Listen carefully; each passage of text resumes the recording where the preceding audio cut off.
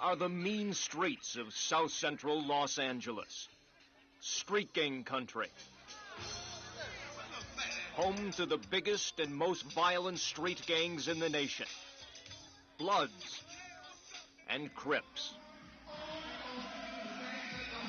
Gang signs have always flashed, but up until now, the gangs were loosely organized rival groups that traditionally only fought over turf and reveled in street crimes.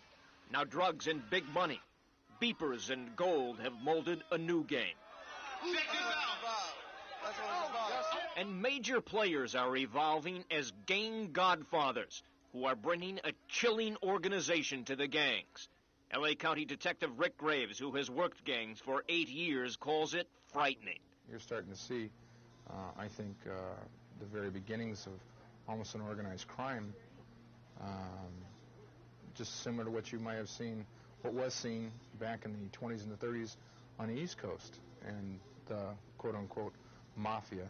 And investigators say it has made multi-millionaires out of young men who use street gangs to get to the top.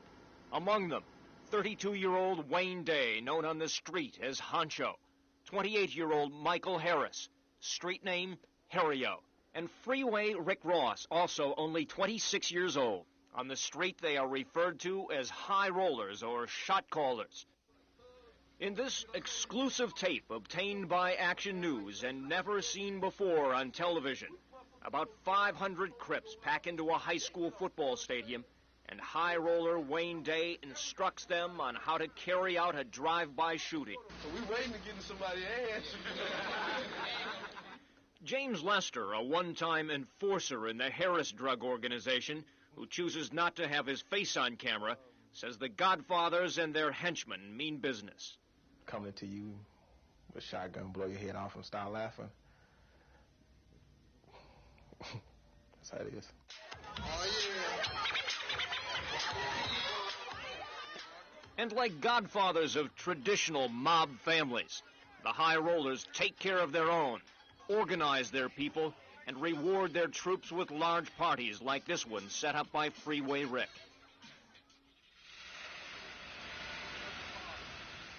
They bury their dead at gang-style funerals, amass fortunes with million-dollar drug deals, and try to legitimize their money by laundering it through business fronts like this Harris-controlled auto leasing company in Beverly Hills. You're dead right. High roller Michael Harris even helped finance this Broadway play with drug profits. One of Freeway Rick's lieutenants, evidence shows, even helped corrupt DEA agent John Jackson. And shot caller Wayne Day, according to police, tried to unify up to 30 different Crip gangs, mostly to make drug sales go smoother. Yet these three men, Wayne Day, Rick Ross, and Michael Harris, are often as not seen as folk heroes in their own neighborhoods. Here comes the Crip! January 1987. What you might call a team photo. The team being the Compton Crips. Bust off, cuz. Straight out chillin', nigga. The game today, organized for crime. According to the cops, this is a frightening event that has never happened before. More than 500 Compton Crips packed into the bleachers of a high school football stadium. Representatives from as many as 30 different Crip gangs called sets. They got security guards on their way in the sweaters. Don't even sweat it. We in power. Many of these sets are enemies. So we waiting to get in somebody's ass. But today they came to talk unity. Because this man, Wayne Day, known on the street as Honcho, called them here. Like a mafia godfather, Day calls on all these Crips to unite as one big, powerful gang. So it's like this, cuz we all gonna stay together from now on. You know what I'm saying? I don't care if mother from West Side LA, cuz if y'all seen Crips, period. In this exclusive tape never seen before on TV, Wayne Day also tells the Crips how to properly execute a drive-by shooting. Five go right. They come back to a mother, you know, like, cuz, or we get our thing and get it cool. You know, mother, everybody lay low. There's no sense that everybody going out at one time, you know what I'm saying? And when Crips do go out to shoot someone, Day says decoy the cops to another part of town by first dialing 911. Tall, like Tom City, hey, man down over here, way over here. But on the phone booth, he way over here, man down. I'm over here hitting like a mother. You know what I'm saying? Sheriff's Deputy Rick Graves, who works the gang detail in Linwood, believes Wayne Day called this meeting to keep the streets cool for drug dealing. Let's organize it to a point where they can do business on the streets a little more safely. And get rich. Get rich? It's all about the money, like they say. Just get everybody, cuz I'll cop the Crip. So who is Wayne Day? And why does this multitude of renegade Crips, out of respect for him, come to listen? This Crip gang member, whose identity we have concealed, explains it this way. He do like one of the biggest guys out there, you know, that you hear his name in Compton and L.A. Everybody know Honcho, like a big hot shot, you know, everybody admires him, you know. A lot of people, you know, they praise him like God. Wayne Day, now 32, had a notorious reputation as a young gangbanger, and his reputation continued to build. Today, law enforcement officials and other gang members claim Day is rich and powerful. It started here on Grape Street, in the middle of Watts, where Wayne Day, as a kid, joined the Grape Street Crips. This is a neighborhood so steeped in gang life. The gang color of purple screams at you from everywhere. People wear it, display it at home. Even apartment buildings at the Jordan Downs housing project are painted purple. A parking lot wall threatens grape killers. Wayne Day embraced all it stood for. And Deputy Joe Holmes, who has spent a career studying gangs in South Central, says Wayne moved to the top. As the years went on, he elevated from being involved in gang activity all the time to the point where he became more financially stable through his narcotic transactions or his dealings, and he had numerous contacts with law enforcement.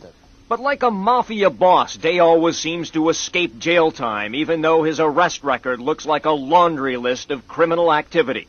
Since 1980 alone, he has been picked up for being an ex-con with a gun, assault with a deadly weapon, rape, receiving stolen property, selling PCP, stealing cars, selling cocaine, and intimidating a witness. He escaped conviction on all the charges except the rape, for which he served 1 year in county jail.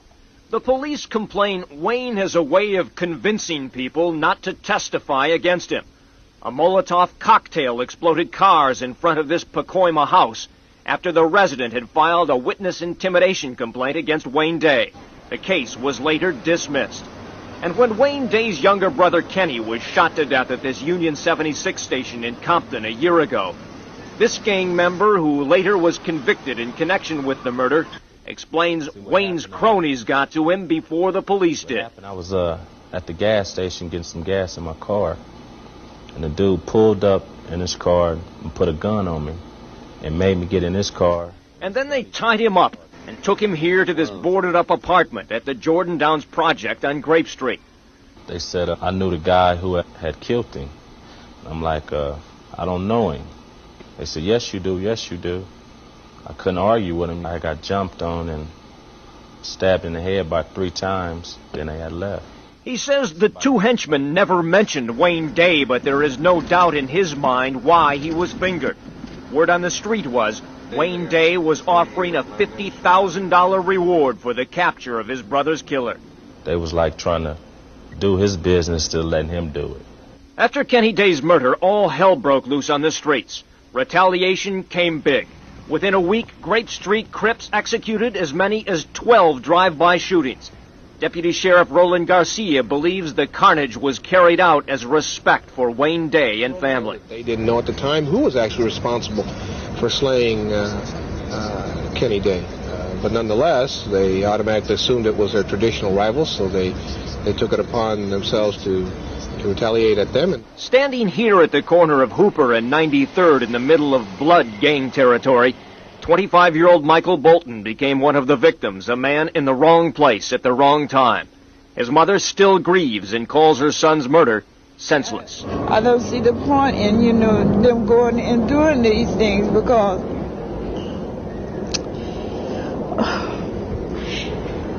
it's not getting anywhere with them, except for just killing themselves up. Mrs. Bolton buried her son at a small funeral. But police estimate about 1,000 people crowded in and around this Compton church to attend Kenny Day's burial ceremony. It had all the trappings of a gangland funeral. A police helicopter flew overhead to watch the crowd. Crips from all over the county showed up. The funeral procession strung out for blocks. Not everyone in it wanted to be seen. But the gang members came to show respect to Wayne Day and his family. It was a huge funeral, huge funeral. You would imagine that this person was world famous in the response that he had gotten. But here on Grape Street, Action News has had difficulty finding residents willing to go on camera to talk about Wayne Day. However, it is clear many here see him as some kind of hero, a super gang member who gives money to poor families and paid to clear this empty lot for a small neighborhood park. Wayne Day and his family refused repeated requests from Channel 2 to do interviews.